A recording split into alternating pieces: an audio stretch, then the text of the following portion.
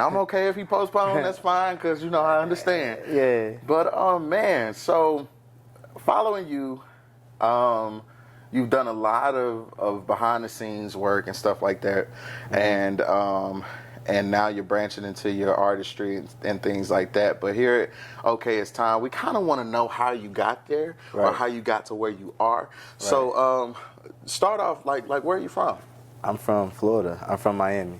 Miami, okay. Yeah, born and raised in Dade County. Okay. Yes, sir. Where the dreads and flip-flops and wife beaters reside. Okay. Yeah, that, you know, where it's hot at, you know? Yeah. Okay. Where it's humid. Okay. Well, I mean, it's hot, but that humidity is sticky, so it's just like a yucky hot. Oh, okay. Versus like on the west, it might be like a dry hot. I feel like you can deal with that a little bit better. Okay. Well, I ain't never been to the west. I just, you know, kind of stayed on this side, you know, up north and then on this side. Soon. Yeah. Of course, it's happening one of these days. So, coming from there, like, growing up, like, how was your experiences with, like, music and, you know, just things like was that something that you always aspired to do? And No. I can recall in 5th grade being in, like, this showcase that we did. And it was like to Mariah Carey, Always Be My Baby. Okay. And we wasn't necessarily singing. I think it was like some like performance or something like that. But early on, I had a affinity for music, man. Like, I lived and breathed music. I used to be singing a lot, but I wasn't singing as like I wanted to be an artist. I think I was singing because I love music. Okay. So I think that was probably the first time that I have a memory of really being involved with something musical and really enjoying it to a point where it's like, oh yeah, this cool. Okay. You know? Okay. So was being a part of the entertainment industry a part of the goal too? Like, was that something that you just all of a sudden just jumped into, or? Nah. So growing up, my favorite movie was Sister Act 2. Okay. And to this day, it has had like the hugest impact on me in loving music, being renounced, if you will, for loving music as much as you do and wanting to, you know, just dive into it, right? So I think that movie really opened up my imagination.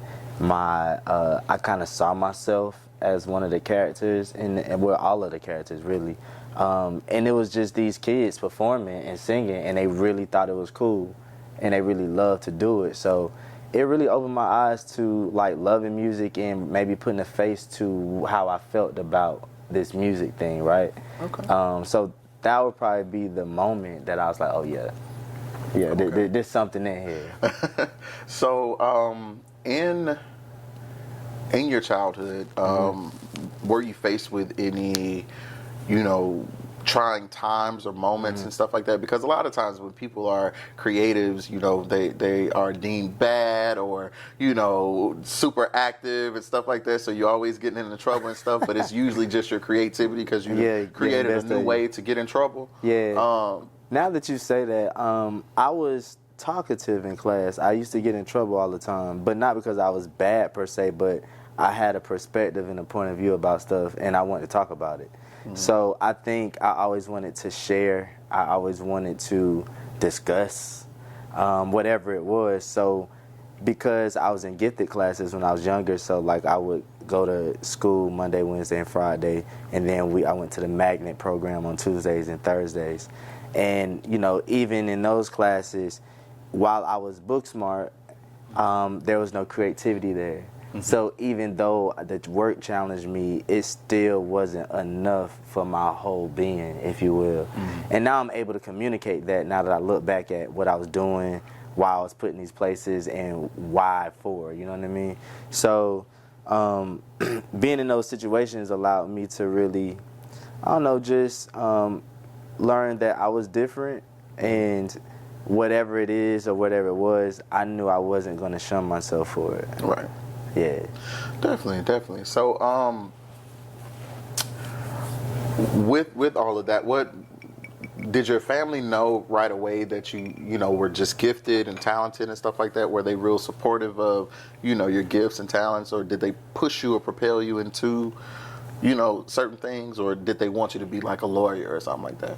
I think it was the opposite. I don't think I had a perspective about what I thought they wanted me to do. I think my home was very traumatic. It was very tumultuous. So I don't think I ever thought about what they thought that I wanted to do when I grew up. I think from early on I knew that I had to be the author of my own book, and because of that I built myself differently. You know what I'm saying? So I allowed the adversities to kind of not affect me in a negative way, but in a positive way. And I allowed myself to learn from it. Definitely. Oh, this isn't working. Or this isn't how I thought it was going to be, but then I have to adjust if I want to stay afloat. Right? So I think I learned that early on. So did I know what they wanted? No, but I think I quickly learned what I wanted and quickly knew what I needed to do to get there. Okay. So, around what age were you, when you realized that and started to kind of know that you had to be the author of your own story? Maybe around sixth grade. I was kind of young.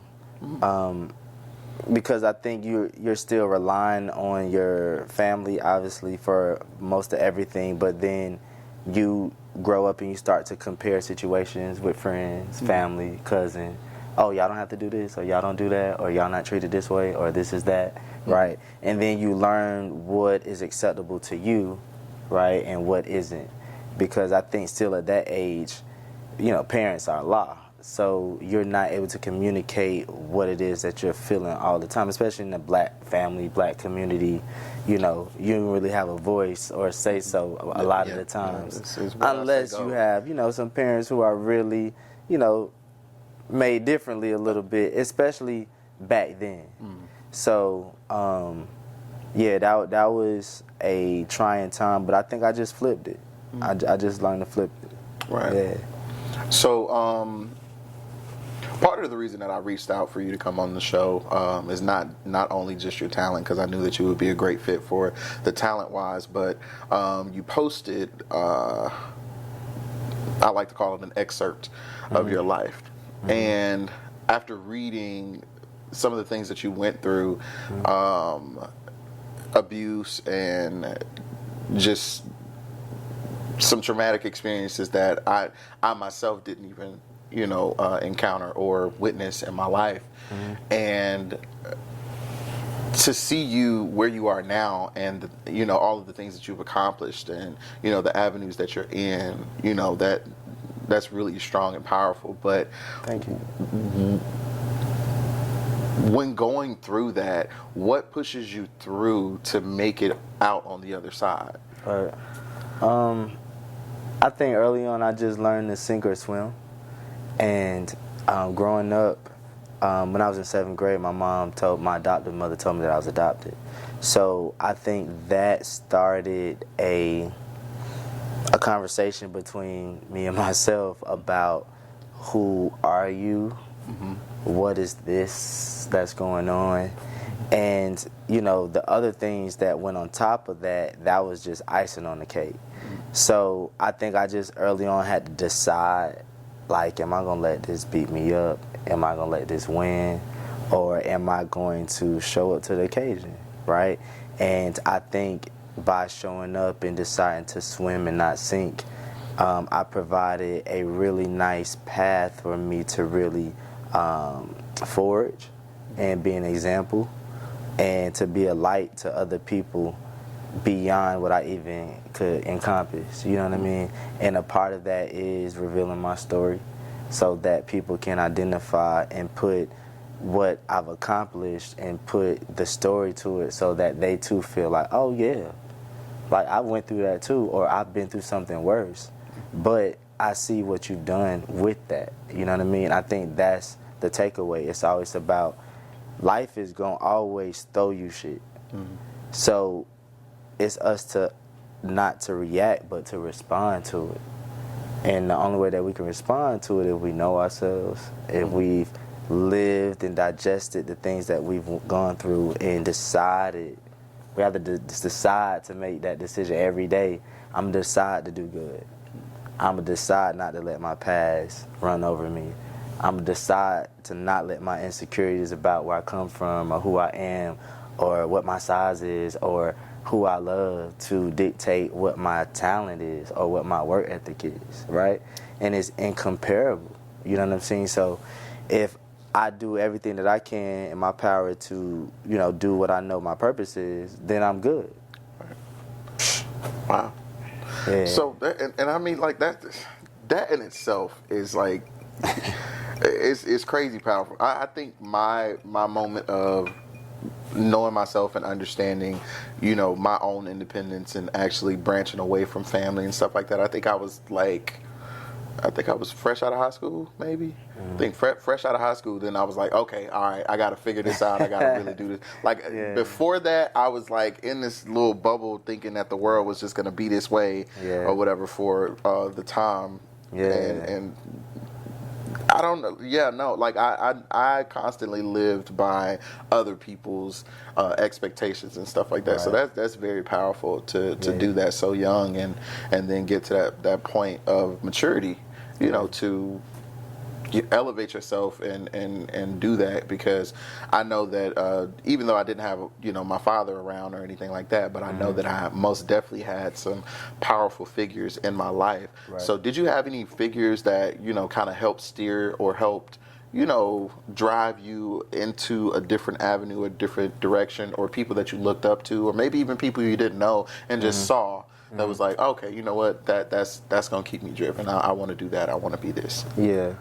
I will say this, to this day, I have those type of people. So I think I was able to identify those people early on because the feeling was different. When you're younger, I don't think you can identify people's intent as much as you can identify the feeling that they give you, right? So the feeling of certain people allowed the warmth that I needed growing up, that it allowed me security in certain things, and whether that was a teacher or whether that was the lady at church, you know what I mean? But God always provided different people to hear me, to see me, without it being the immediate family who I needed that from, but he provided it other places. So that really kept me, and kept a good head on my shoulders and kept my heart pure so that I could then provide the light that I was given. Because again, I had to decide, like, oh yeah, it's not here, but it's somewhere, and I can get it. I'm deserving of it. So accept what God allows, right? Yeah. So if I didn't accept it, I would be out here miserable, like, man, all this, right? Yeah. But that's not my story. Right. So I have to be true to whatever my story is, and that will allow God to do what he need to do. You feel me? On that note, we are going to take a break, and we will be right back with Mr. J. King.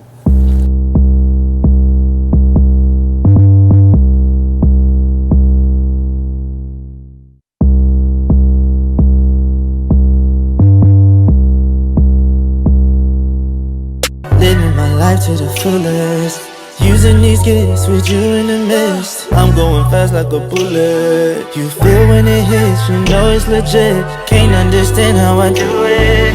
It made no sense how I do this. I'll make this vibe go crazy, yeah. It's only the intro.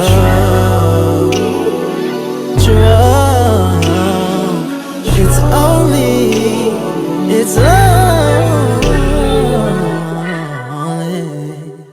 It's only the intro.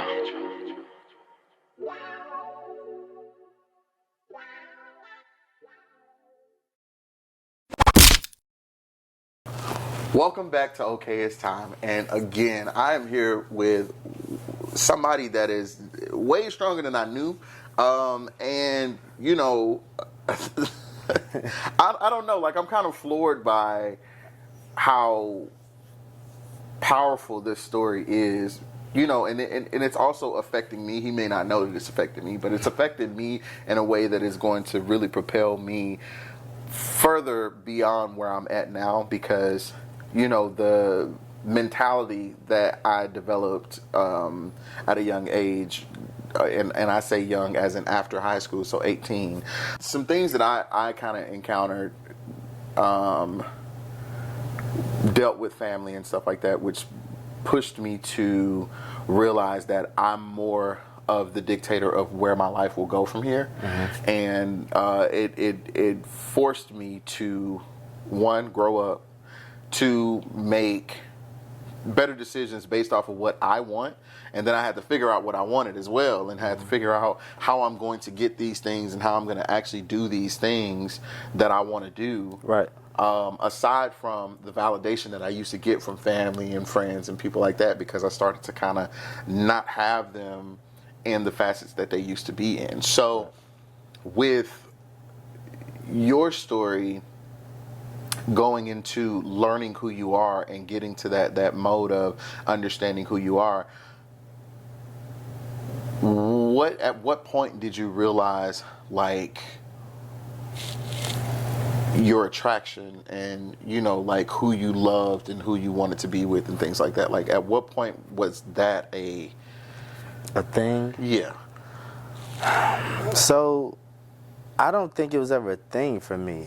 I've always known it to be, you know, I've been attracted to men, but it was never a thing to me personally. So I never treated it as such, so I never moved accordingly to that, right? So while the world teaches you to move accordingly if you are gay, I never subscribed to that. So I subscribe to things that I like. I subscribe to things that I enjoy, and I did what the fuck I wanted to do. So, you know, I'm from Florida.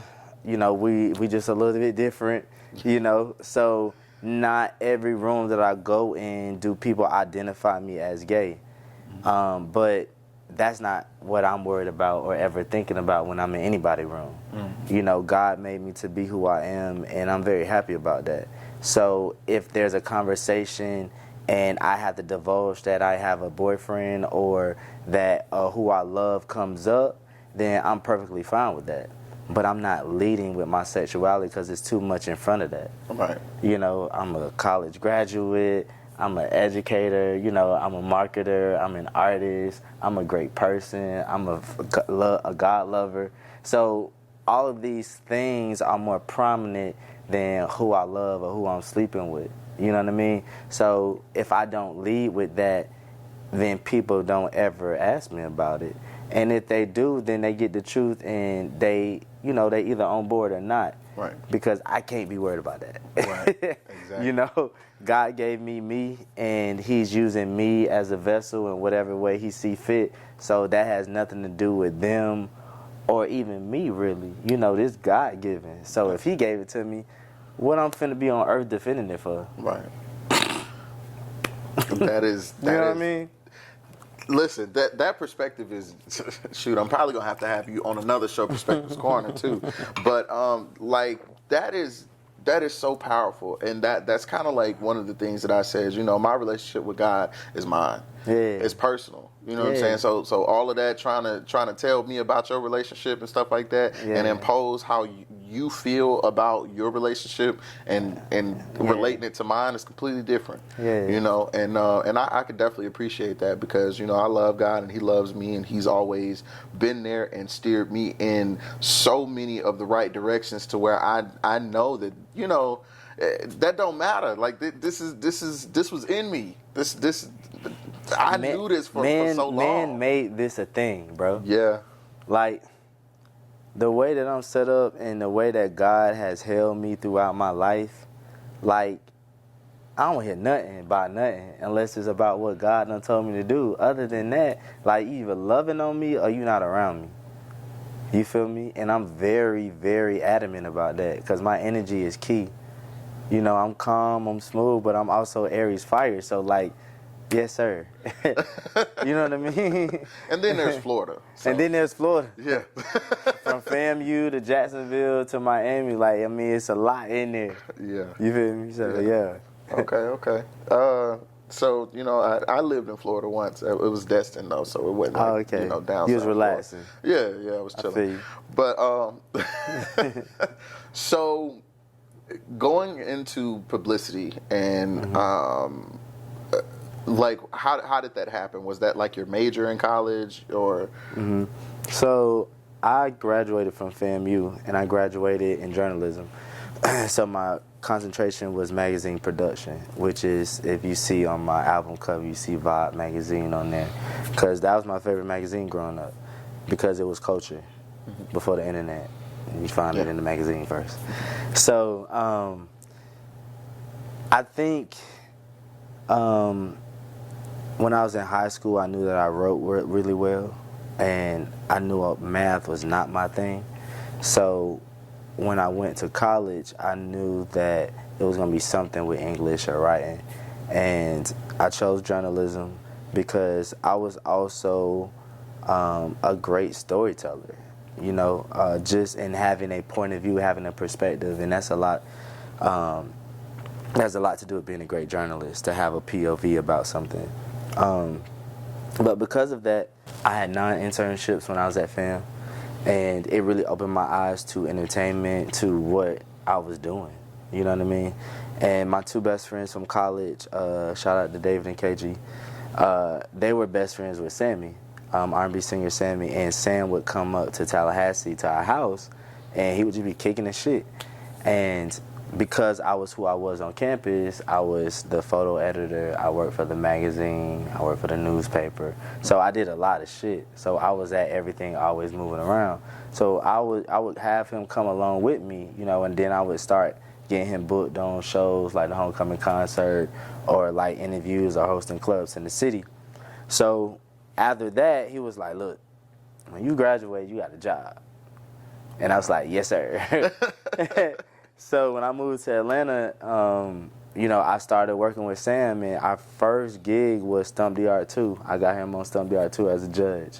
And, you know, it went up from there. So that's how I entered publicity. Yeah.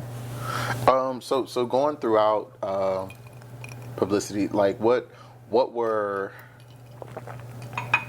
some things that kind of propelled you, or was it people that kind of said, hey, you might want to do your own music thing as well, like you might want to focus on your craft because you have something? Like was it someone that did that?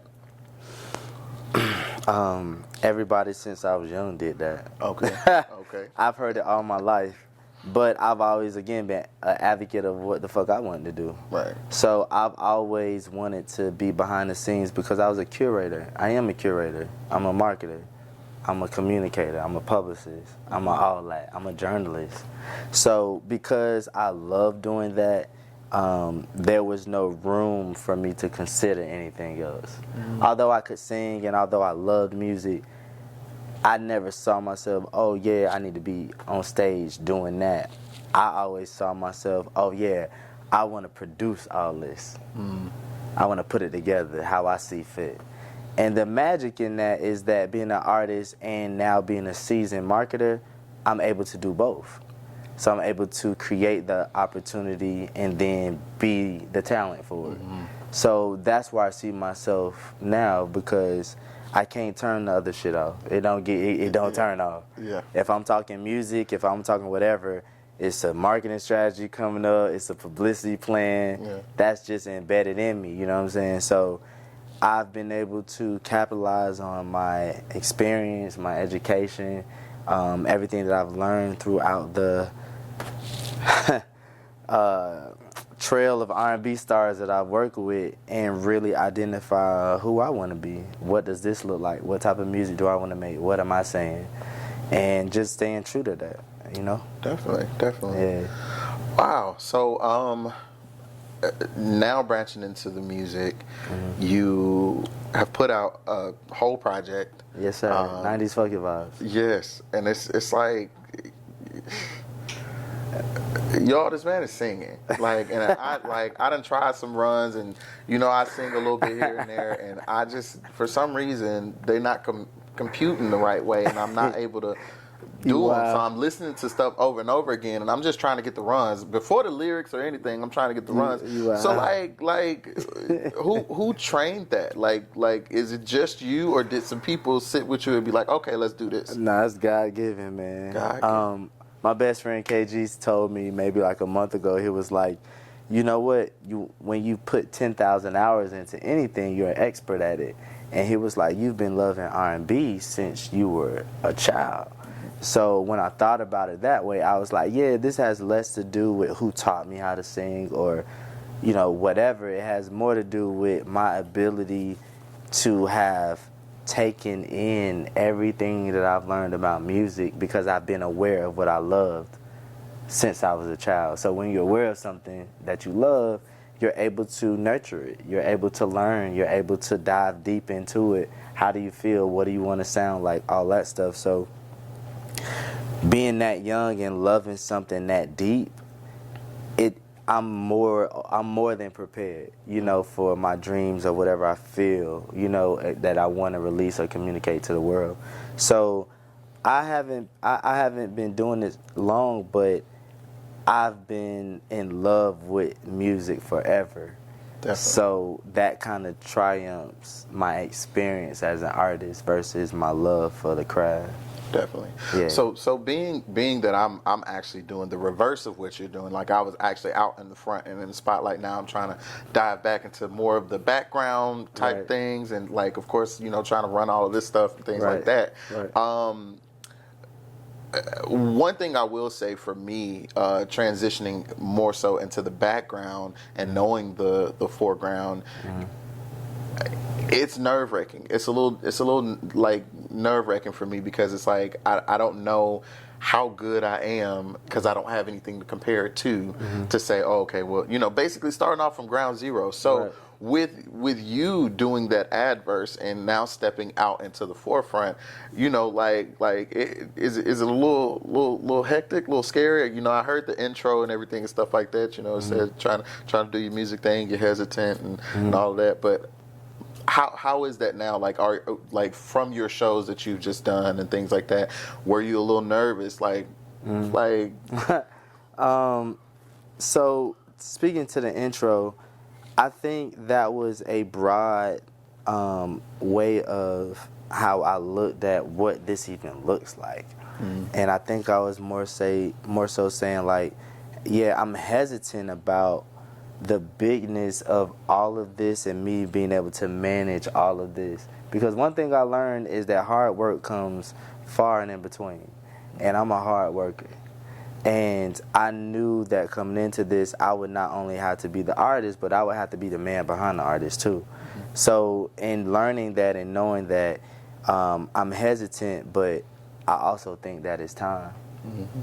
That's the next words. Yeah. So I think that we're allowed to be hesitant, uncomfortable, scared, nervous, but also smash it at the same time.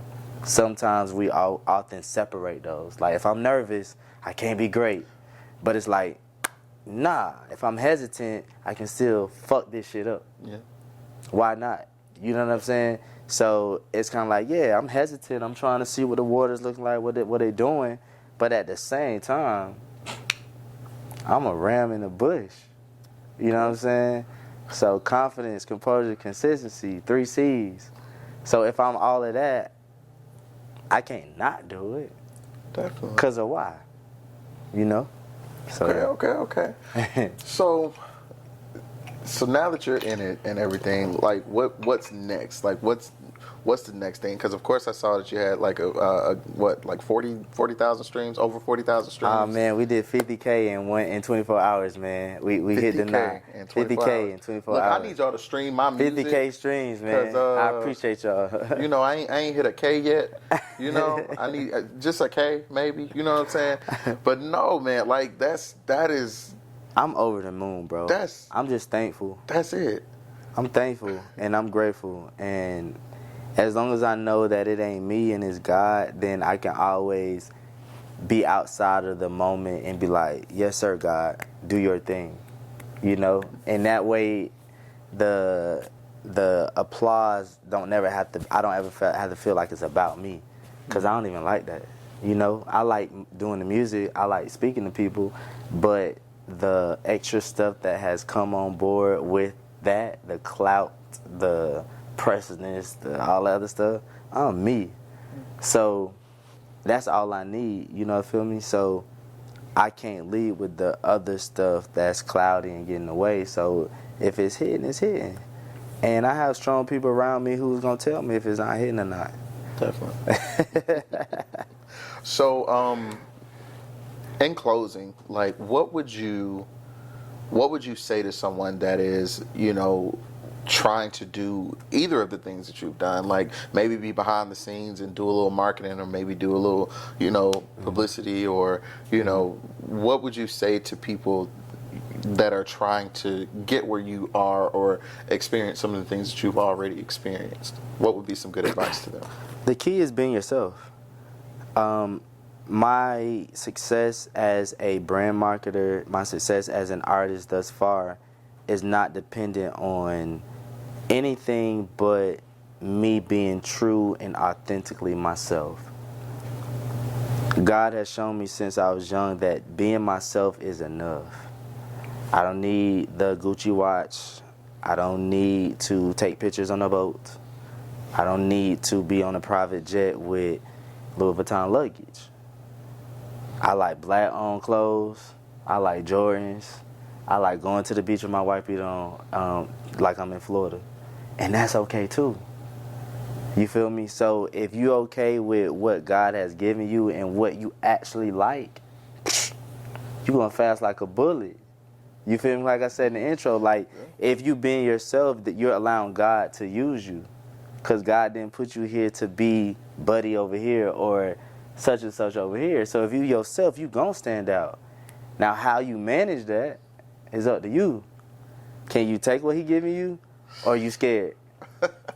You gonna jump in there because he told you I got you, or you gonna stay on the diving board and be like, oh nah, God, I hear you, but nah, it's some sharks down there. He made the sharks. Why would he let them bite you? He said jump.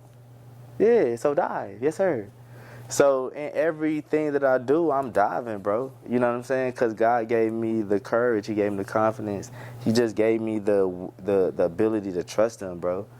And that's the best thing about all of this, that a lot of times when you're an artist or you're creative, you are depending on the validation of other people. But when you only trying to get validated by God, like, God, I'm doing this right, like, this is what I want to do, this like, what you think? And then he gonna make it work, because he gonna use you. But you gotta let go of that wheel, let that boy drive. You know what I mean? And then it just happens. Ain't no magic to it, it's just really trusting him. But you can't trust him if you're not being yourself, because that's cloud, that's in the way. Wow. Yeah, yes, sir. I don't know if you know how many gems you've dropped, from beginning to end. No. This guy has probably, steered everybody's life straight now, so everybody can get their life together from, his master class that just happened here first, you know what I'm saying? Because I don't think you had any other master classes since, I had no master now. class. So, you just got to take first master class. Right. Yes, sir. But no, so this has been another episode of Okay, It's Time. I am, super appreciative. One, like I said, just for all of the knowledge and the gems that you dropped, because a lot of people, they charge, money for that. They charge money for that type of wisdom. Yeah. And I tell you, man. The Bible free, though. Yeah, the store is charging, but you get what I'm saying. See? You see what I'm saying? Like, it's always necessary. It's always relevant. Come on, man. Stop playing with him, man. There's nothing left to say, but we will see y'all next time on Okay, It's Time. And again, man, thank you so much for being a part. Thank you for having me, bro. Damn. Dude, you just don't know, man.